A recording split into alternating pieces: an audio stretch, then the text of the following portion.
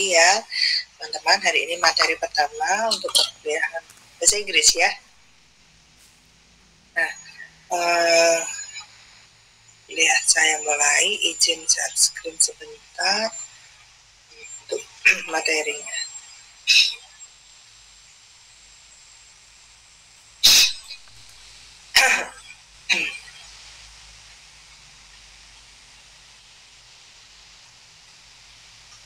Sudah muncul?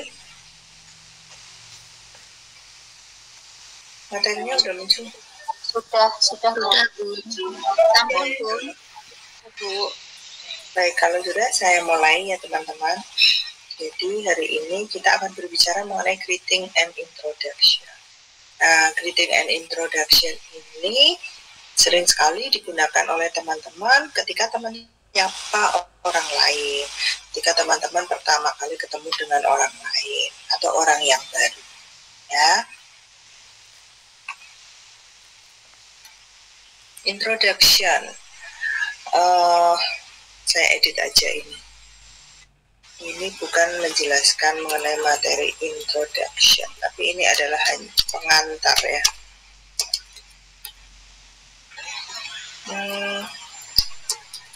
Tadi ada yang resen? Halo Bunda. Ya. Izin bertanya, ini jadwalnya head dan perlindungan anak Bunda. Oh ya? Oke. Benar ya? Iya. Perlindungan anak? Iya Bun, ini perlindungan anak. Terima kasih sudah diingatkan. Sebentar saya buka dulu materinya.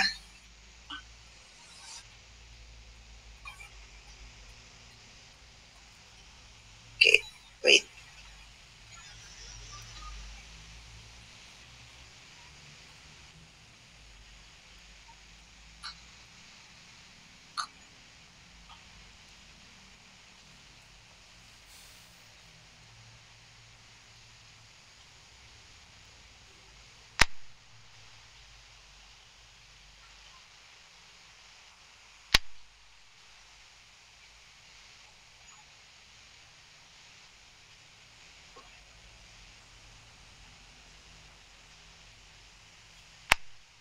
Sudah muncul? Sudah Bun. Sudah. Terima kasih sudah diingatkan. Kita sama-sama.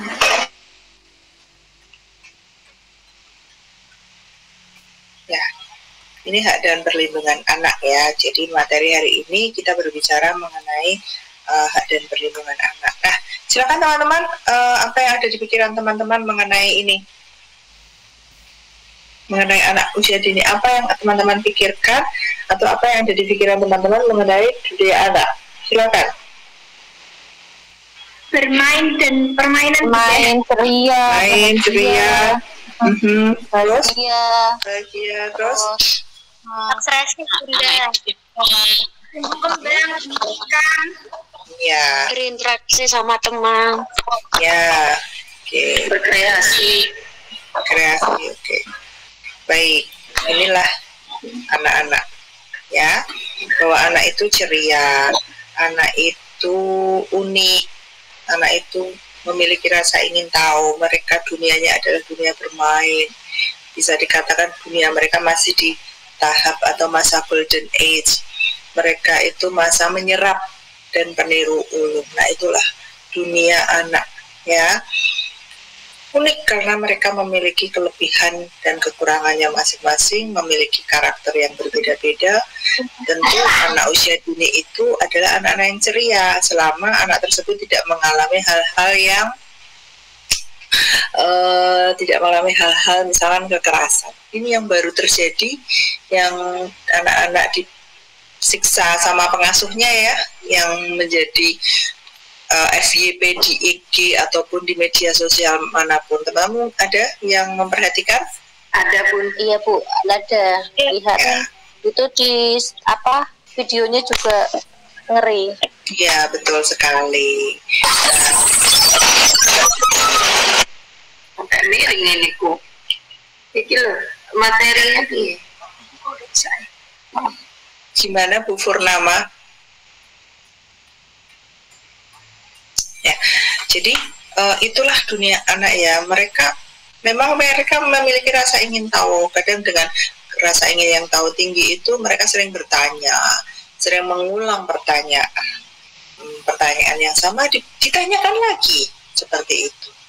Ya, jadi ya itulah mereka gitu, dan mereka pikirannya adalah masa bermain. Jadi mereka yang dipikiran adalah bermain, beli mainan, atau mungkin mereka menciptakan mainan-mainan mereka sendiri.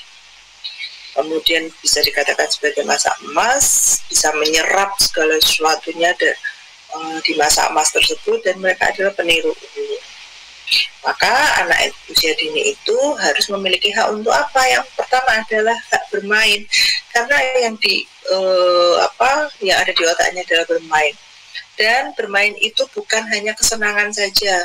Ternyata bermain itu memiliki banyak kelebihan, banyak keuntungan, ya.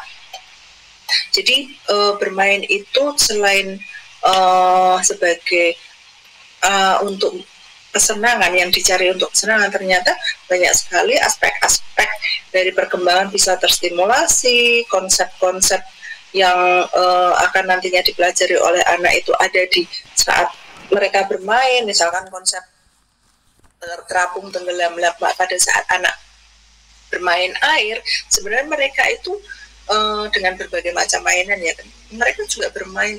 Ada mainan yang misalkan ada bahan yang dari plastik, ketika ditaruh di air kok dia terapung, kemudian batu, ketika ada mainan batu kok tenggelam. Nah itu sebenarnya mereka pada saat bermain tersebut mereka belajar mengenai konsep juga. Kemudian di usia ini juga harus memiliki mendapatkan kasih sayang yang utuh, ya. Mereka merasa aman dan nyaman. Kalau kita lihat kondisi yang sekarang ini, bagaimana anak merasa tidak aman ya, dengan pengasuhnya sendiri saja mereka mendapatkan kekerasan, perlakuan yang tidak baik dari pengasuhnya sendiri, sehingga anak itu kalau dilihat matanya lebam, bengkak kayak gitu dan lain sebagainya. Mungkin tidak hanya di bagian mata ya, mungkin anak itu juga bisa merasakan di bagian tubuh yang lain, merasakan kesakitan. Seharusnya mereka disayang ya. Kemudian mendapatkan rangsangan pendidikan atau stimulasi.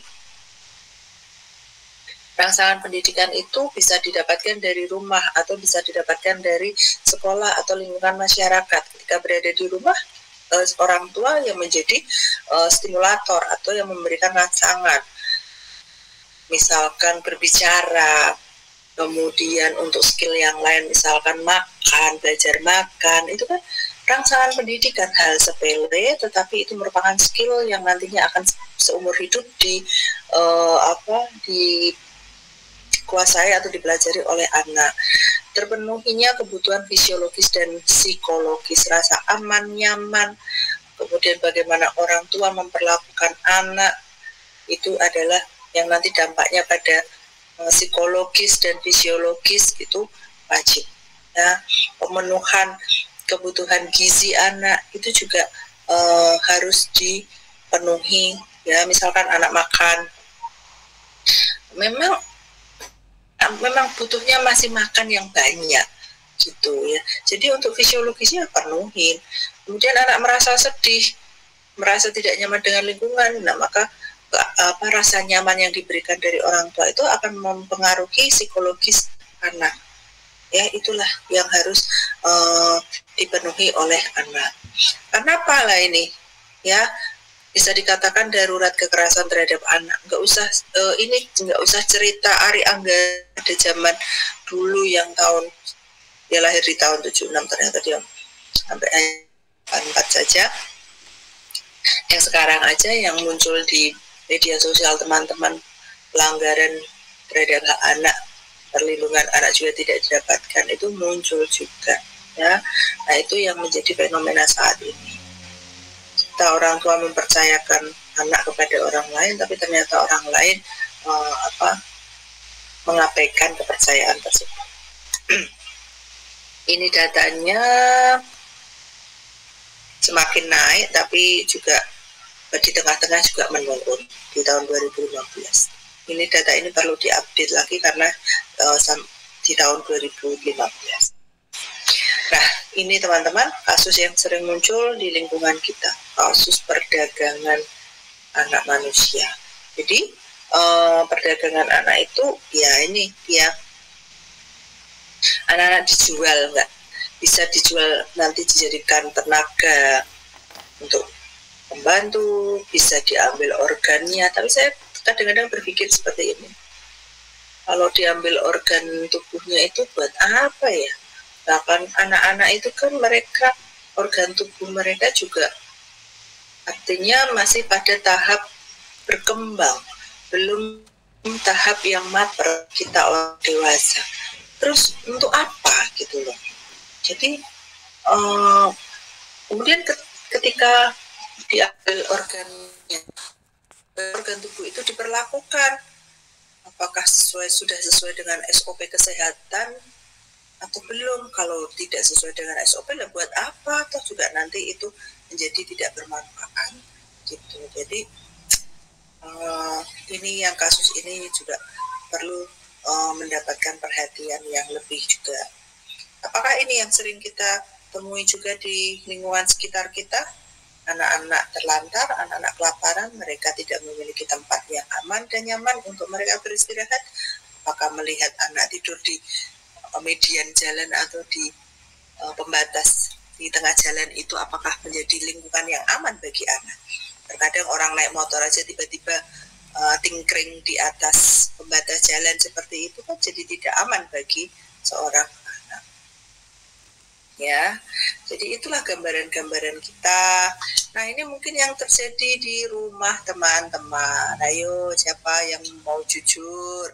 Kadang nyubit anaknya, kadang membentak itu, atau yang marah-marah pada anaknya. Ayo jujur, siapa? Jujur enggak masalah kok. Saya pernah, Pak. Saya pernah, Bu. Saya pernah. Terus? Sering malah kadang. Kenapa, Bu? Iya, kadang pas ini, Bu, dikasih tahu ya kan. Terus kayak ngebangkang gitu. Terus enggak memukul, enggak, cuma kita kayak agak nada keras gitu kan. Jadi saya deketin, saya pegang tangannya untuk duduk bareng, pelan-pelan, nggak mau dengar. Terus kayak kitanya emosi gitu kan, terus nadanya agak keras gitu. Oke. Ya. Ya. Tapi ketika setelah melakukan itu, apakah Ibu juga meminta maaf?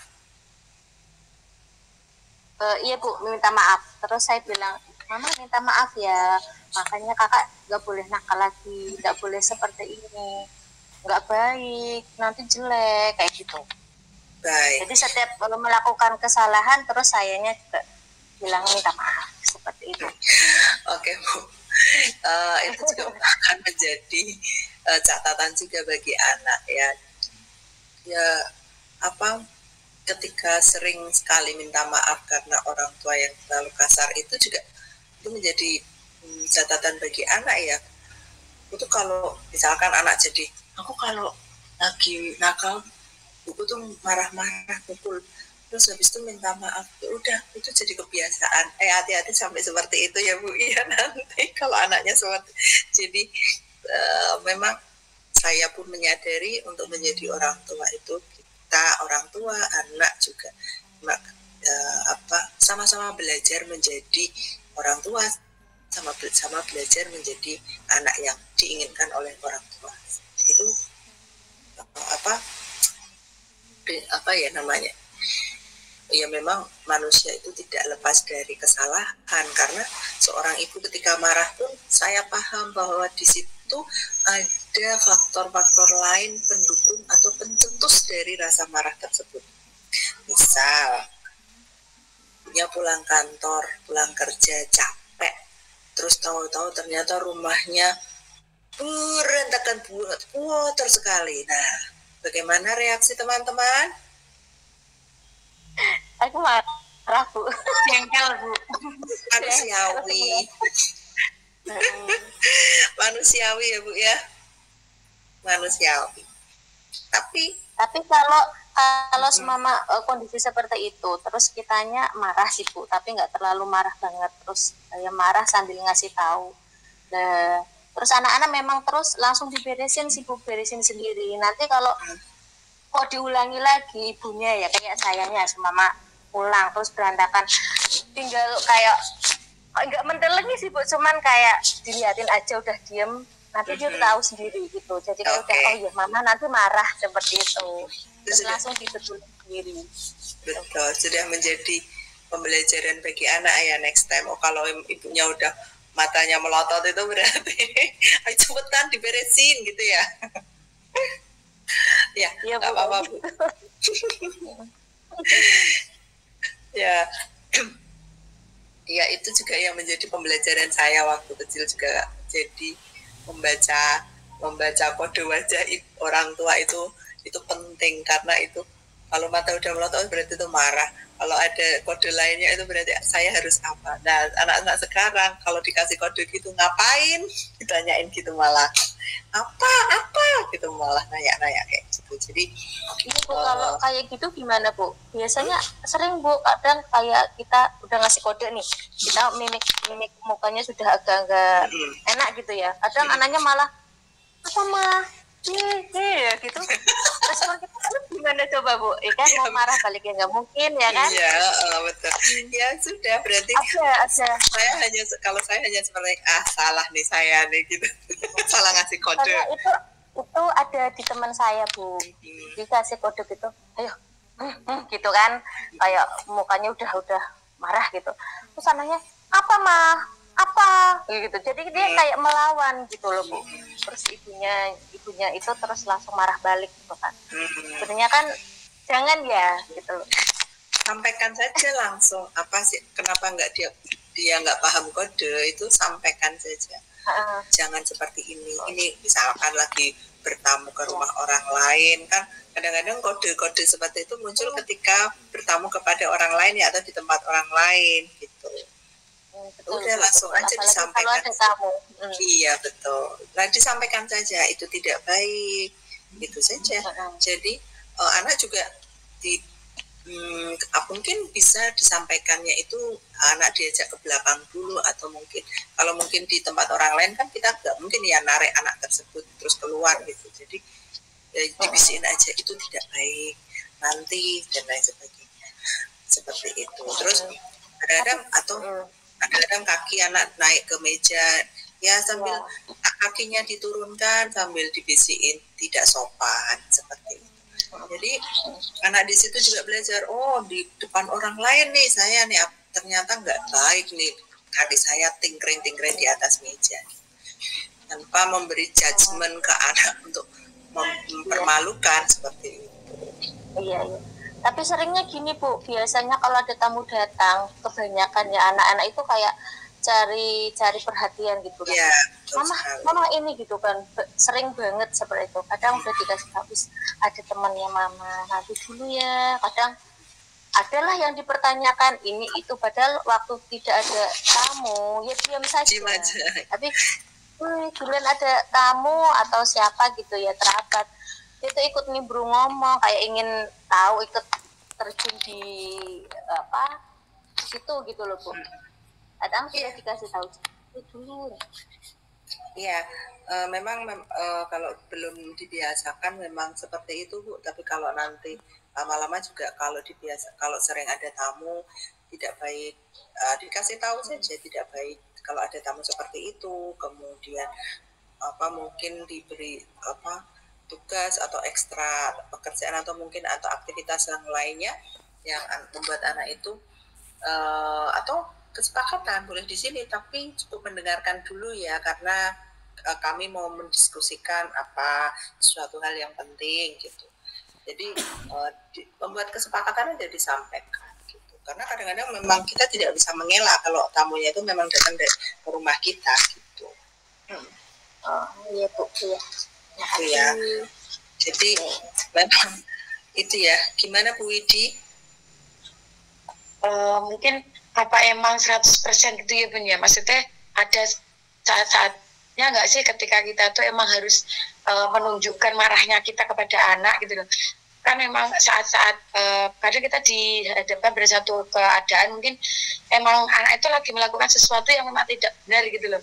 Apakah kita juga tidak boleh mengungkapkan rasa kita? Ya mungkin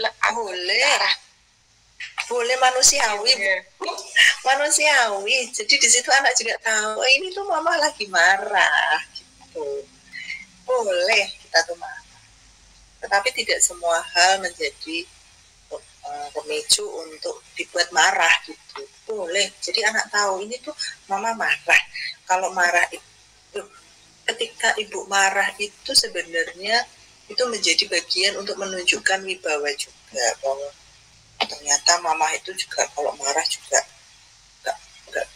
nggak enak ya mama itu. Jadi ya sudah, aku nurut aja gitu.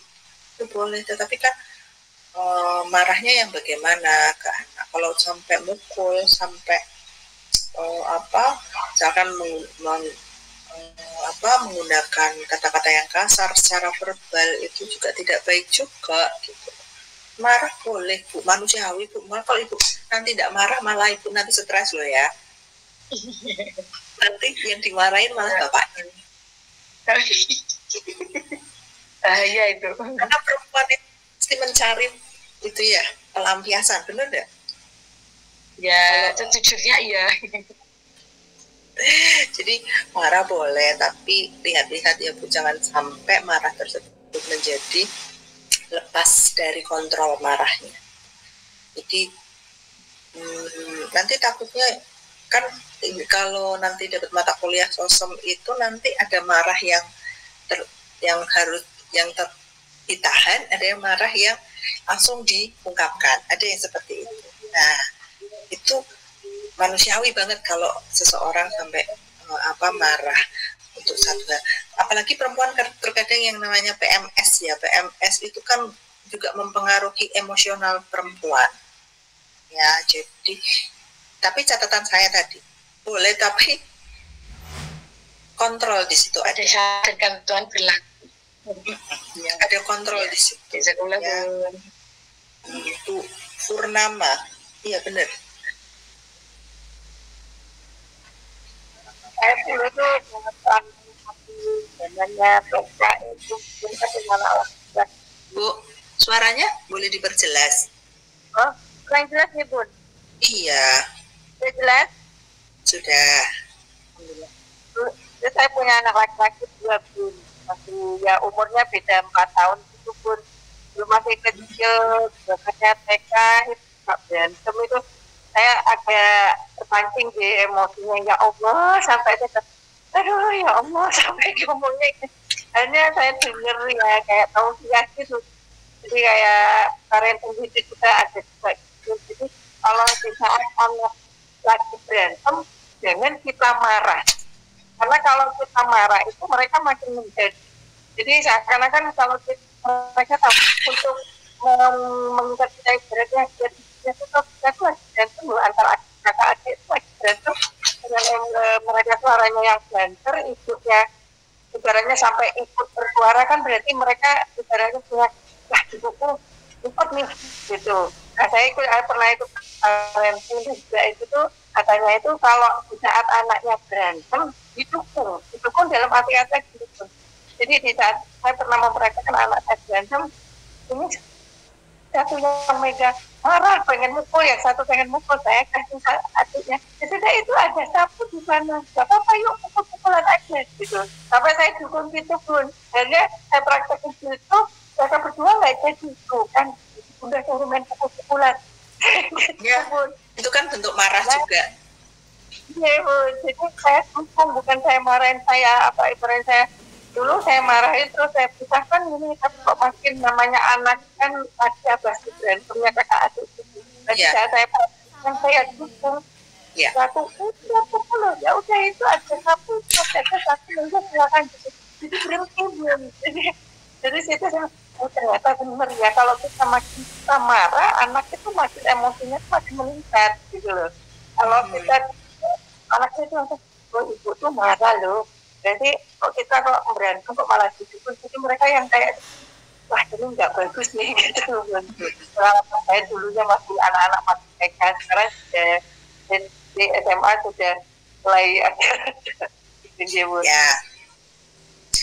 Ya, saya jujur ya Bu, saya juga punya 2 anak laki-laki. Kalau pas mereka bertengkar pun kadang saya adu sekali ya. Atau kalau enggak, kadang-kadang kalau mereka lagi pukul-pukulan gitu, ya udah nanti saya mana yang terdekat dengan saya, nanti saya jorokin sekalian. Ayo sana udah sekalian bertengkar gitu. Tapi setelah itu mereka diem. Jadi akhirnya nggak jadi kan, karena ya itu anak-anak jadi tahu ternyata marah tentang nggak usah ngomel panjang lebar ketika kita melakukan action itu mereka tahu ternyata ibu marah nggak seni kalau kayak gini ya. Itu seperti itu sih teknik mengasuh anak memang beda-beda ya Bu. Kalau kita belajar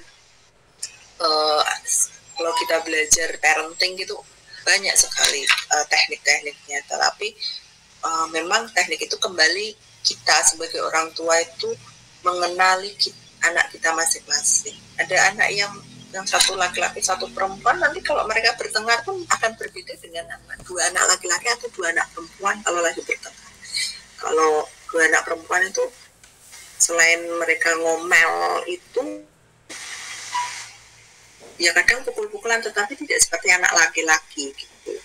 Jadi kalau anak laki-laki pukul-pukulan tuh kayak beneran berantem gitu, kayak lagi berantem beneran preman gitu. Tapi kalau anak perempuan itu masih saya melihat itu mereka masih banyak verbalnya daripada fisiknya gitu yang main. Tapi ya bagaimana itu orang tua mengenali anak-anaknya. Jadi kalau sudah tahu tuh anaknya misalkan sukanya ngomel, ya ibunya bagaimana menjadi penengah. Kalau misalkan sama marahnya, ya udah mungkin ada cara tertentu untuk bisa memisahkan mereka, meskipun kita itu sebenarnya itu marah dengan anak kok dari tadi berantem terus. Yaitu kita. Jadi banyak sekali teknik itu ya Bu Purnama ya. Jadi kalau dipelajari banyak banget. Kalau mau belajar kalau anaknya udah tahu dia lagi marah. Jadi memang saya belum paham ilmunya, saya marah, ya capek ya marah ke anak-anak, mereka tidak memperhatikan, tidak mendengar yang jelek itu. Iya. Saya yang stres gitu. Iya, memang betul Bu. Kalau mungkin teman-teman Bu psikolog itu Eli Risman, kemudian Aisyah Dahlan, itu juga bagus untuk menambah pemahaman kita tentang perempuan itu bagaimana, laki-laki sifat dasarnya seperti apa. Jadi kita nanti ke anak itu tahu gitu. Nanti anak semakin bertambah usia anak, berarti apa yang kita lakukan itu bisa berbeda. Itu penting. Jadi parenting itu adalah memang kita sebagai orang tua itu belajar menjadi orang tua.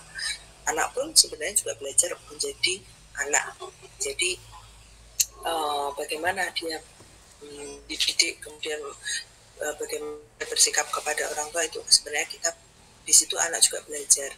Kita juga sebagai orang tua belajar.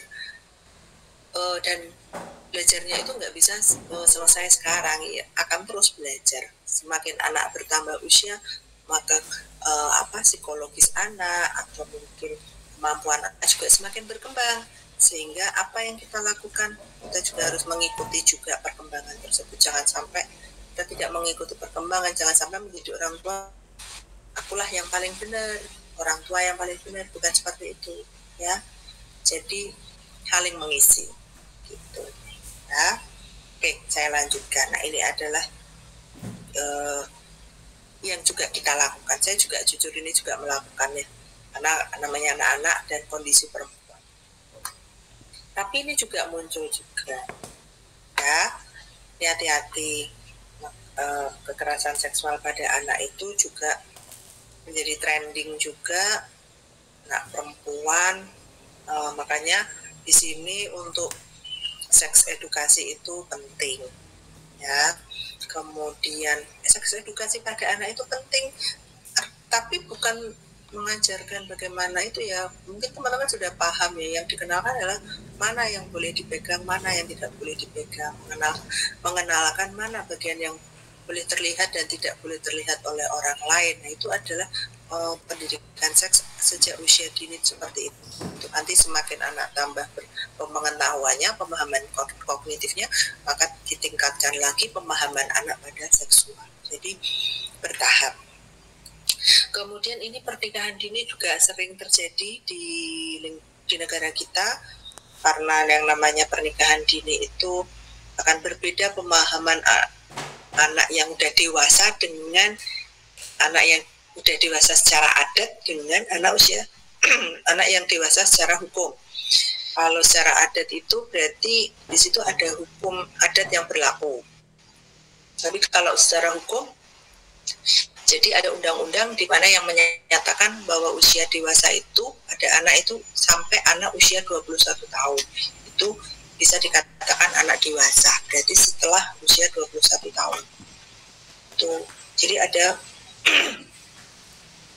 undang-undangnya. Lanjut. Nah, ini kasus pelanggaran yang lain juga yang perlu dipahami oleh kita. Jadi minim pendidikan itu mengakibatkan kita tidak mengetahui bagaimana tren mengasuh anak saat ini. Sebentar ya teman-teman.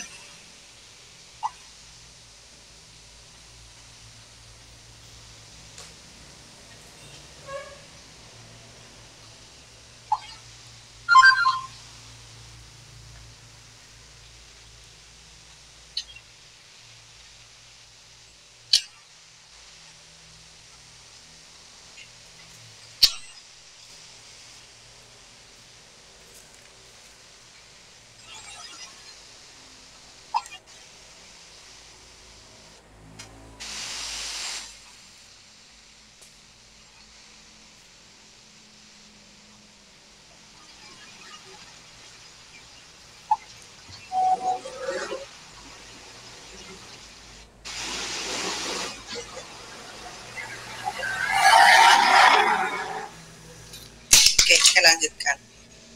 Nah, ini penganiayaan memperkerjakan anak di bawah umur juga kasus pelanggaran. Dan, anak bayi buang gizi buruk itu juga pelanggaran loh teman-teman. Kalau misalkan bayi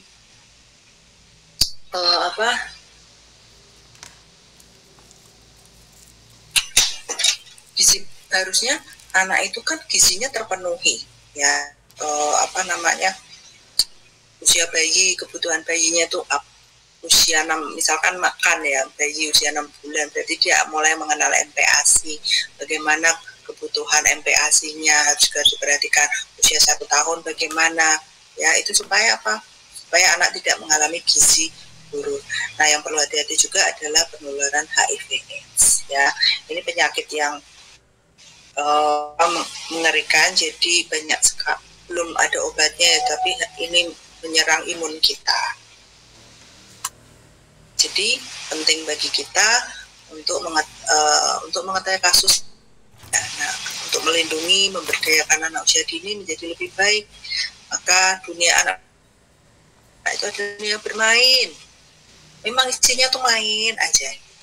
Jadi menyenangkan, dan jangan lupa aman dan kasih sayang. Gitu ya teman-teman. Teman-teman, ini sudah jam 5:04. Mas, ini bagi yang teman-teman sudah berkeluarga, mungkin udah waktunya ya mempersiapkan untuk buka puasa. Jadi saya kira untuk Jimit di sore hari ini saya cukupkan sekian. Sama materi akan saya sampaikan insya Allah minggu depan. Ya, terima kasih teman-teman untuk perhatian dan sharingnya di sore hari ini. Ya.